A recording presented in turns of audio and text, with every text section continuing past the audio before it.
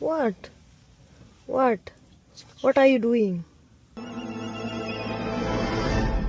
എന്തോന്ന്? What? വൃത്തികേട്.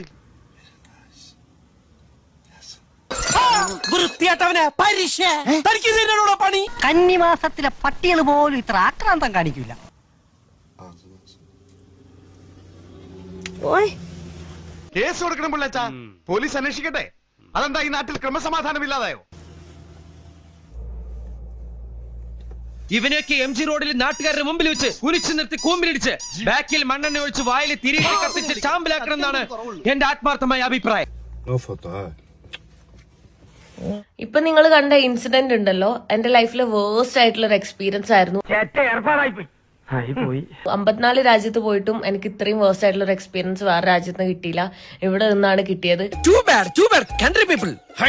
എന്ന് പറഞ്ഞിട്ട് ഈ രാജ്യത്തെ എല്ലാ ആൾക്കാരും മോശമാണെന്നും പറയാൻ പറ്റില്ല. ഞാൻ ഇന്നലെ ഈ ഒരു വീട്ടിലാണ് താമസിച്ചത്.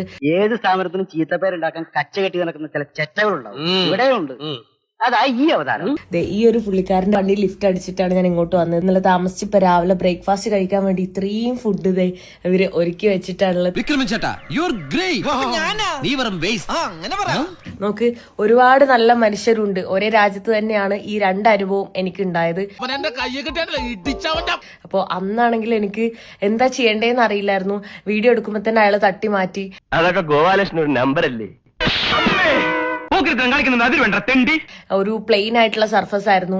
അപ്പൊ അതുകൊണ്ട് തന്നെ പെട്ടെന്ന് വണ്ടിയിൽ നിന്ന് ഇറങ്ങാനോ ഒന്നും ഇതാക്കാനും റിയാക്ട് ചെയ്യാൻ പറ്റാണ്ട് മറ്റേ പാനിക്കായി നിന്നു. അയ്യോ, അതെനിക്കൊരു അബദ്ധം പറ്റിയതാണ്. ആണോ?